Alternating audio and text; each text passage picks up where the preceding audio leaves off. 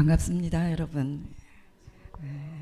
세결교회에 대해서는 굉장히 오래전부터 소식을 알고 있었습니다. 아마 1987년에 세워졌나요? 제가 그때 유학 중이었는데 제가 교탱인이라는 도시에 있었습니다.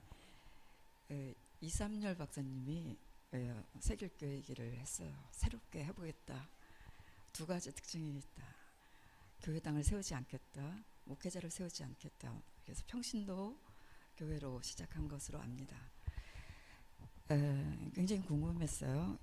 공부를 마치고 돌아와서는 또 최만자 선생님이 여기 하니까 한번 와보라고 얘기도 하셨습니다. 사실은 한번 와봤습니다. 청담동에서 모이실 때 새로 왔는데 또 제가 소속한 교회가 있으니까 어떻게 나오게 되지 못했습니다. 그리고 차옥승 선배도 신학위원으로 계시고 또 권진관 교수도 신학위원으로 있으면서 너도 좀 와서 좀 봉사해야 되지 않겠니? 이런 권면까지 들었는데 말씀 증거하러 오게 된 것은 처음입니다. 불러주신 여러분께 진심으로 감사드립니다. 성서학 또 신학을 공부하는 사람으로서 하나님의 말씀을 전하는 것은 최고의 기쁨이고 또 영광이기 때문에 정말 기쁜 마음으로 또 감사하는 마음으로 왔습니다. 성서 본문은 오늘의 성서 전과에서 땄습니다. 4개를 다 읽을 줄 알았는데 히브리서만 읽었네요. 제가 생각한 거는 그 개역 개정판을 쓰실 줄 알고 형제 사랑하기를 계속하십시오 이렇게 제목을 붙였습니다. 근데 이 서로 사랑하십시오 이거는 표준 세번역의 번역입니다. 상관없어요. 그래서 헬라어로 뭐로 되어 있나 봤더니 필리아 아델포, 그래서 필리아가 아가페하고도 다르고 에로스하고도 다릅니다. 형제 사랑이라는 표현이 가장 맞고요. 형제 사랑이란 사실 교우들을 얘기하는 겁니다. 예수 믿는 사람들이 이제 모이는 게 교회인데 그 아주 최초 아주 일찍부터 하나님을 아버지라고 고백하는 공동체입니다. 그래서 사람들은 서로 형제 아니면 자매입니다. 그래서 서로 사랑하십시오도 괜찮은 번역이고요. 형제 사랑이라는 것도 잘못된 번역은 아닙니다. 그리고 오늘은 좀 이제 형제나 뭐보다 좀 사랑을 강조하고 싶습니다. 사랑이라고 하는 주제는 뭐 오늘 아마 독일 칼스루에서는 이미 시작된 것 같은데요.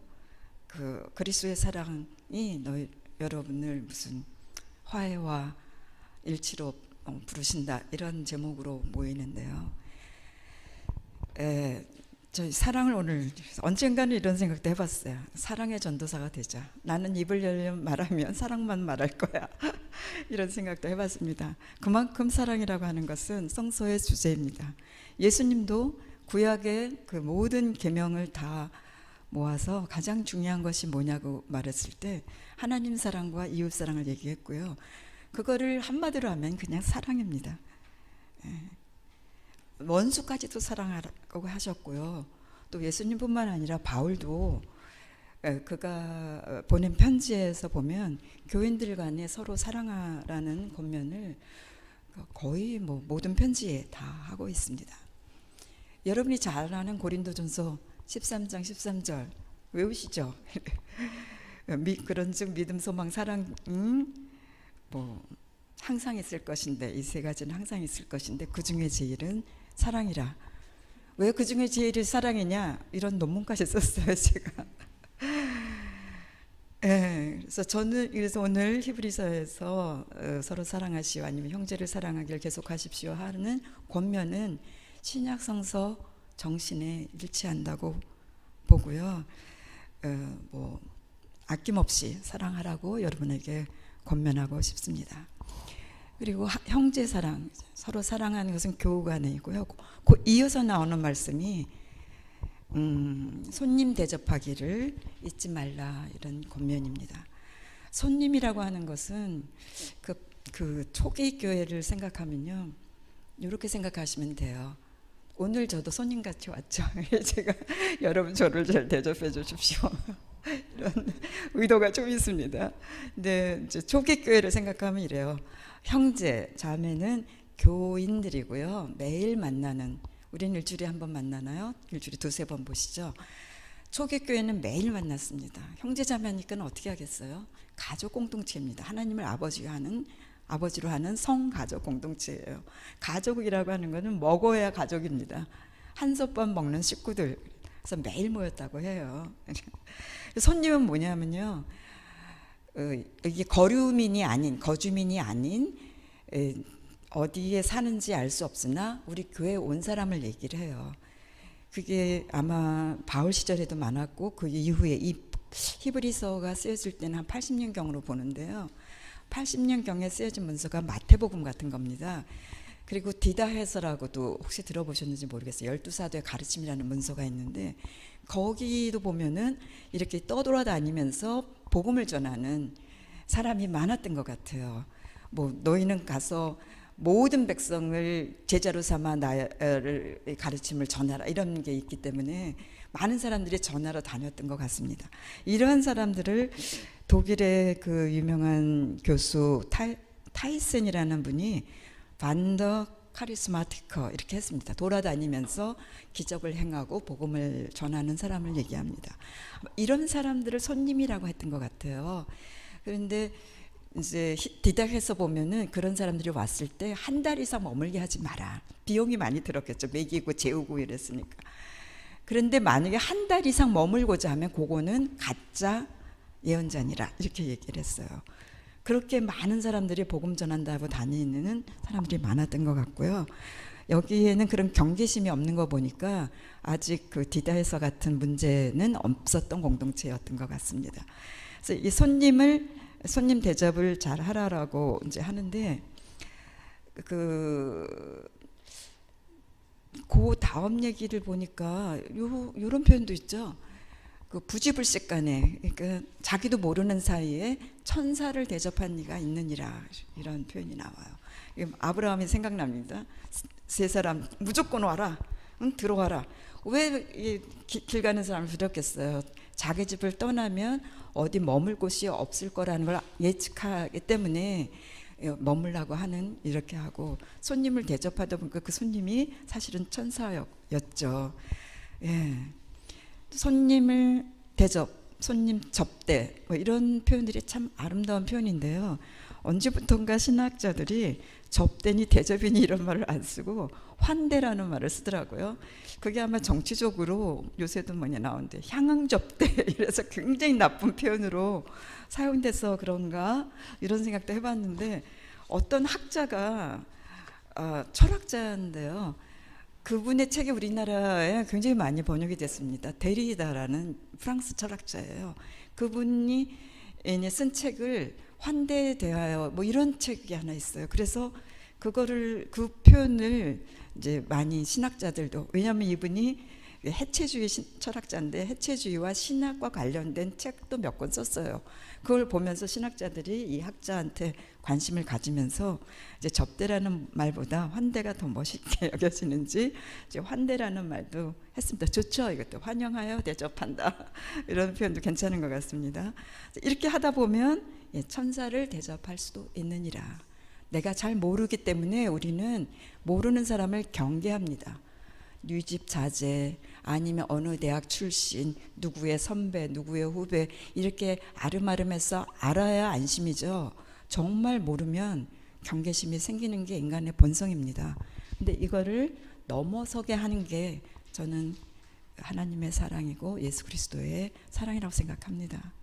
자, 그래서 이런 것도 생각이 나요. 예수님의 말씀 중에 마태복음 25장에 나오는 무시무시한 심판의 말씀이 있습니다. 양과 염소를 나누듯이 구원받을 자와 심판받을 자를 나눠놓고 그 구원받을 자한테는 이렇게 얘기를 합니다. 우리가 왜 구원받죠? 그러니까 너희는 내가 줄일 때 내게 먹을 것을 주었고 병 들어 있을 때 돌보아 주었고 감옥에 갇혔을 때 찾아와 주었다. 그러니까 그 의인들이 우리가 언제 주님을 그렇게 했나요? 이래요. 그러니까 이게 너무나 유명한 말씀이라 여러분이 다 아시는 것 같습니다. 그러니까 뭐라 그래요? 내가 진정으로 너에게 말한다. 너희가 여기 내 형제 자매 가운데 가장 보잘것없는 한 사람에게 한 것이 곧 내게 한 것이니라. 그리고 심판받을 자한테는 거꾸로 이제 얘기를 하죠. 예. 그렇습니다. 히브리서 저자도 아마 이 예수님의 이 말씀을 알고 있었던 게 아닌가 추측이 됩니다. 손님 대접을 소홀히 하지 말라고 권면하면서 똑같은 말씀을 해요. 어떤 이들은 손님을 대접함으로써 부지 중에 자기도 모르는 사이에 천사를 대접한 이들이 있느니라. 이 말씀을 봐서는 분명히 예수님의 말씀을 알았던 것 같습니다. 바울의 표현에도 여러 번 그 사랑을 권면합니다. 권면한 표현이 많이 나옵니다. 형제를 사랑하며 서로 우애하고 존경하기를 먼저 하며 부지런하여 게으르지 말고 열심을 품고 주를 섬기라. 로마서 12장에 나오는 말씀입니다. 그리고 구체적으로 이런 표현 나와요. 성도들의 쓸 것을 공급하며. 쓸 것이 뭐가 있겠습니까? 볼펜, 먹을 거, 마실 거, 오늘 커피, 물 너무너무 감사합니다. 긴장하면 목이 마르거든요. 성도들의 쓸 것을 공급하고 대접하기를 힘쓰라. 오늘 그게 로마서 12장 13절이에요. 이런 거는 다 외워두시면 좋아요. 규절까지. 1, 2, 1, 3. 오늘의 히브리서 13장 본문의 내용과 거의 일치합니다. 교인들을 보살피고 손님을 대접하라는 바울의 하라는 이게 바울 활동 시기나 바울이 활동한 게 50년대 최 이제 강성이고요. 40년대, 30년대부터 했지만 소득은 없었습니다. 근데 50년대 이제 교회들이 많이 세워지고 편지 쓸 때도 50년대입니다. 그리고 히브리서가 나올 80년대 시간이 흐르고 장소가 달라도 권면의 내용은 똑같습니다. 여기서 저는 이제 사랑이 무엇인가 하는 생각이 들었습니다.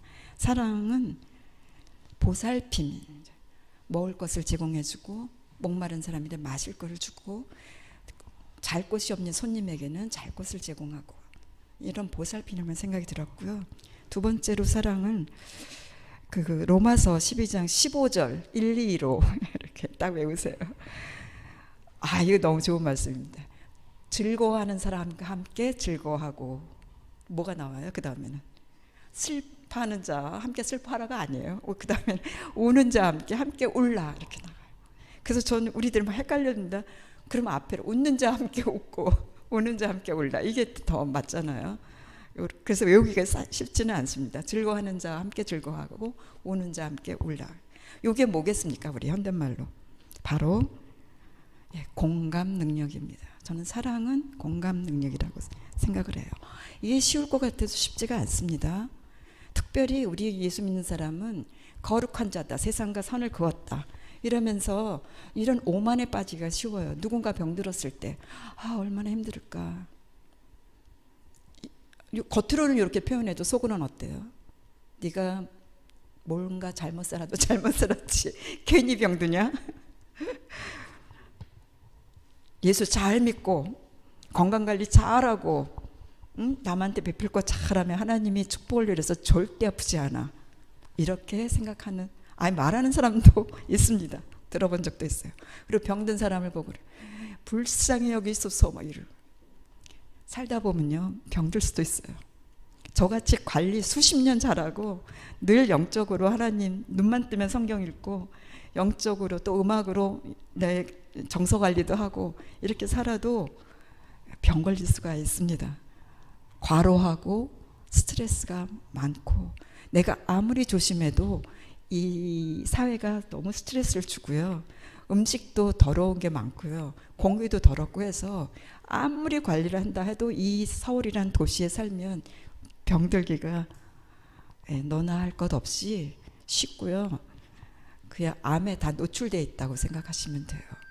제가 그런 병에 걸렸었습니다. 그리고 우리 동생이 누구나 암에 안전한 사람은 없다 이러고 해서 그럴 것도 같다 하고 암보험까지 들었어요. 근데 아무래도 난 안 걸리지 아무래도 안 걸린다 나는. 왜냐하면 이렇게 관리를 하는데 걸릴 리가 있나. 그래서 암보험 해놓은 것도 취소했어요. 그래서 보험 혜택은 못 받았어요. 취소한 다음에 물어보니까 안 된대요. 네. 그래도 정부가 그 이전 정부가 이렇게 중병 걸린 사람은 치료비를 혜택을 많이 줘서 그렇게 힘들지는 않았습니다. 경제적으로 힘들지는 않았어요. 자, 그래서 많은 환자들과 환자 아닌 사람들을 보게 돼서 사실 누군가 그 기뻐하는 사람하고 함께 기뻐하거나 우는 자 함께 우는 게 쉽지 않다는 걸 압니다. 또 이런 경험도 있어요. 어떤 분이 아들하고 소통이 너무 잘 되고 공부도 열심히 하고 그래서 결국 서울대학에 입학했다고 한턱을 냈어요. 아, 축하합니다. 이제 이렇게. 그런데 걔가 공부만 잘하는 게 아니라 악기도 뭐 거의 전문가 수준으로 잘하고 운동도 잘하고 엄마를 너무 좋아하고. 어때요 여러분? 부럽다 못해 속에서 눈물이 나요. 주여, 왜 내 아들은 안 그렇습니까? 내 아들은 왜 안 그렇습니까? 너무 대조적이에요. 슬퍼요. 사실 다른 사람 기뻐하는데 말로는 축하합니다, 기쁘시겠습니다, 좋으시겠습니다 하지만 내 마음은 속에서는 주여, 왜 저는 저런 복을 안 주셨습니까? 이래요. 그래서 쉽지가 않습니다. 그래서 제가 훈련을 하고 한 결과 가능한 거를 발견했어요. 뭐냐? 나는 없다. 그러니까 누군가 함께 있을 때 기뻐하는 사람이 주인공이에요. 나는 없다. 그러면 오, 좋으시겠어요. 세상에 드문 일인데 이렇게 하고. 슬픈 사람과 있을 때는 공감 능력으로, 그리고 즐거운 사람하고도 공감 능력으로 나는 없다. 그렇게 생각하니까 되더라고요. 쉬워요. 한번 해보십시오. 네. 그리고 이제 또 하나, 오늘 읽지 못했는데 오늘의 성서 전가를 보니까요, 오늘 시편 말씀 외에, 시편 112편 외에 잠언서 25장 6절 7절 그리고 누가복음 14장 7절에서 11절을 다 읽어보니까요, 이 모든 말씀은 다 겸손에 관한 것입니다. 그래서 저는 사랑은 겸손에서 나온다, 이런 표현을 여러분에게 전하고 싶습니다. 이런 표현이 로마서 아까 12장 15절 말씀 바로 다음에 나와요. 높은 데 마음을 두지 말고 도리어 낮은 데 처해야 합니다. 그래서 그 전과 말씀은 다 뭐냐면요, 누가 너를 초청했을 때 높은 자리에 앉지 마라. 그러면 와서 너 낮은 데로 가라. 그런데요, 그럼 창피하지 않냐? 그런데 네가 저 낮은 자리에 있으면 이리 와서 여기 앉아라. 높은 자리로 가라. 그런데 오늘 저도 저기 앉았어요. 그랬더니 이리로 가라고 했어요. 아니, 그대로 성경 말씀이 이루어지는 경험을 했습니다. 네. 자, 우연히 며칠 전에 TV를 봤어요. 아프니까 괜히 이제 머리 안 쓰고 쉬엄쉬엄 사는 거를 연습하고 있어요. 그래서 영화도 별로 안 봤는데 영화도 보고 TV도 가끔 봅니다. 우연히 어마무시한 사람이 나오더라고요. 하버드 대학의 마이클 샌들이 나와요. 어머, 저 사람이 언제 한국 왔지? 어느 적도 있었는지 모르겠어요. 이제 최근의 건데 미국에서 화면을 통해서 전하고 한국의 젊은이들이 자기 인생을 살면서 어려운 점을 질문하는 거였습니다. 무한 경쟁 시대, 또 내가 돈을 얼마나 벌었느냐, 재정 상태로 성공 여부를 평가하는 이 현대 사회에서 힘드니까 이 애들이 어떻게 하면은 살아갈 수 있겠습니까? 이랬는데 그 조언이 이거였어요. 현대 사회에서 성공한 사람이, 성공하는 거는 막을 필요 없어요. 열심히 하세요. 근데 성공한 사람이 겸손해질 수 있는 방법을 얘기해 주더라고요. 그래서 제가 입력했어요, 제 머릿속에. 나의 성공, 내가 열심히 해서 정말 무슨 대학을 갔다, 내가 열심히 해서 삼성 들어갔다, 내가 열심히 해서 돈을 얼마나 벌었다, 이러면 겸손이 없고, 나보다 돈 많이 벌지 못한 사람, 나보다 학벌이 좋지 못한 사람, 나보다 못한 사람을 보면 눈 아래로 보이고 나만큼 열심히 해봐라, 이렇게 된대요. 그러면서 그분이 권하는 말씀은 이거였어요. 그분이 히브리인이거든요. 히브리 사람이 아주 신앙이 좋은 것 같아요. 우리나라의 그 정의란 무엇인가로 그때 MB 정권이었을 때 나왔는데, 공정사회라는 이상한 말을 해가지고 우리나라 사람들이 다 정의에 대해서 관심을 갖게 됐어요. 그 책이 일본에서 5만 부밖에 안 팔렸는데 우리나라에서 120만 부가 팔렸어요. 저도 사보는데 쉬운 책은 아닙니다.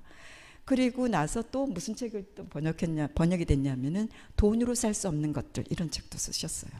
그래서 우리가 돈으로 모든 것을 결정하는 우리에게 조금 생각할 거를 던지는 분입니다. 그분이 뭐랬냐면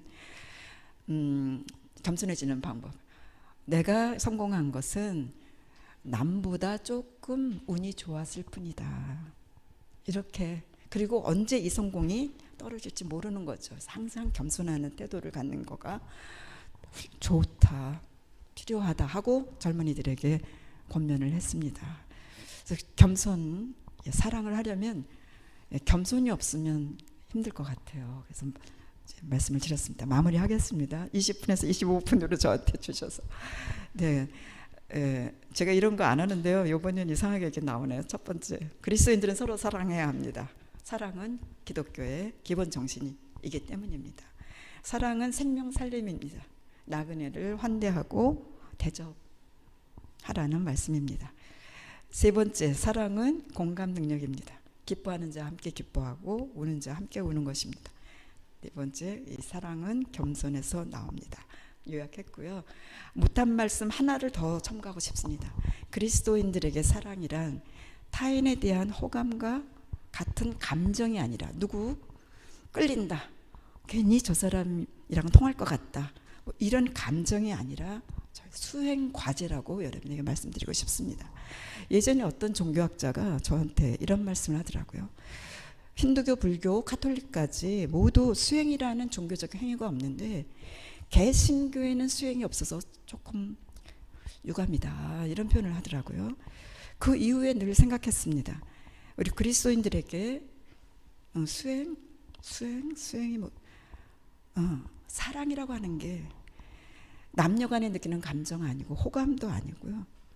그런 건 우리 누구나 동의할 수 있겠죠. 그리스도인들에게 사랑이란 수행 과제로 여러분에게 제시하고 싶습니다. 죽을 때까지 연습해야 되고 힘든 거거든요. 사랑이 그게 만만치가 않습니다. 죽을 때까지 끊임없이 수행해야 할 그런 과제라고 생각이 듭니다. 내가 우는 자와 함께 진실로 울었나? 정말 기뻐하는 자와 함께 진심으로 기뻐하였나? 갑자기 찾아온 나그네들을 귀찮아하지 않고 진심으로 환대했나? 이런 질문. 그리고 나보다 형편이 어려운 사람 앞에서 내가 교만하지 않고 겸손했나? 이렇게 한 번씩 생각하면서 살아보시면 좋을 것 같습니다. 사랑하고 존경하는 우리 세길교회 교우 형제 자매 여러분, 사랑을 계속할, 형제 사랑을 계속하라고 하는 이 히브리서의 말씀을 늘 기억하고 실천해 보시기를 바랍니다. 사랑이란 말을 화두로 삼아서 수행 정진해 보시기를 부탁드립니다. 나그네를 환대하고 겸손을 실천하시며 하나님과 함께 기쁨으로 기뻐하며 살아가시기를 축원드립니다. 감사합니다.